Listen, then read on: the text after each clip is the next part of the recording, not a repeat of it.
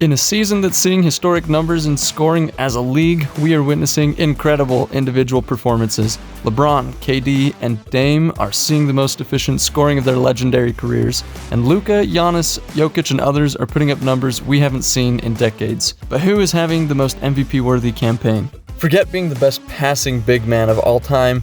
This man is outright one of the best passers in the history of the game. His combination of size and IQ allow him to do insane things like this. As if it wasn't enough to be one of the best passers in NBA history, Jokic is also having a historically great shooting season. He's hitting with the efficiency of a player who only takes shots in the restricted area, but he's doing this while shooting at all three levels, including shooting over 50% from three in the month of February. He's also on track to become just the third player in NBA history to average a triple-double, but unlike the criticism Russell Westbrook has taken for putting up empty numbers, the Denver Nuggets have won an NBA record 25 straight games when the Joker records a triple-double. His outrageous stats are directly leading to wins for the team with the best record in the Western Conference. Meanwhile, in the East, Giannis is having a truly historic season. If his stats hold for the remaining 5 weeks of the 22-23 campaign, he'll be the first player in 50 years to average 30 points, 12 rebounds, and 5 assists per game.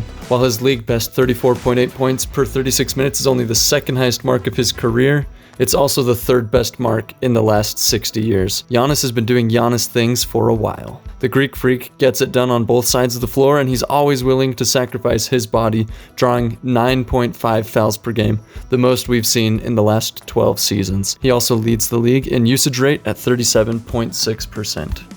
This year's All-Star Game MVP is one of 6 players averaging over 30 points per game, and he's been very present for the Celtics, having played the 4th most total minutes in the league this year. The Celtics are 11.4 points per 100 possessions better with Tatum on the floor than when he's off, and he boasts a usage rate of 32.1% while achieving the highest true shooting percentage of his career at 60.3%. Embiid has been a force to be reckoned with this year. He's a close second behind Luka in points per game at 33.1. His 8.2 points per game as a roll man are the most we've seen in 19 seasons of synergy tracking. Embiid also has an insanely high usage rate at 37%. He's averaging a league best 10 free throw makes per game. He's also the only MVP level player whose team is over 5 points per 100 possessions better on both offense and defense while he's on the floor. Embiid has shown out in big moments, including a crucial 3-point road win over the league-leading Bucks, where he nailed a 3-pointer and iced the game with 2 free throws in the last minute.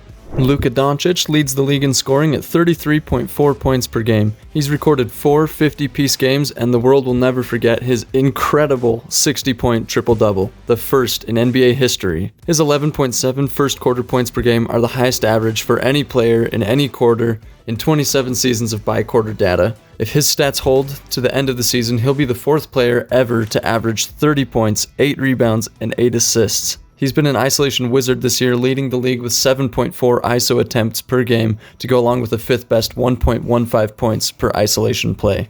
He may be taking flack for joining the team with the previous season's best record for the 2nd time in his career, but KD was a difference maker last time for the Warriors and is looking to bring Suns fans their first championship.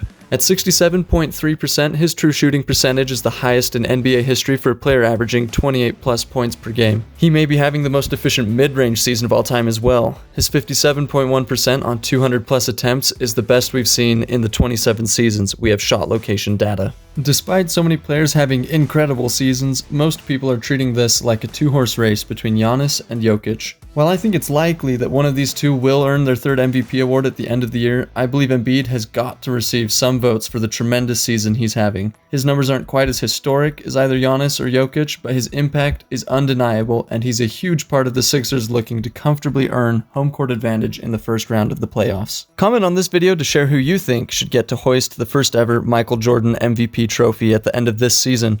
Give this video a like and subscribe to get notified of more pick and B-roll videos coming your way.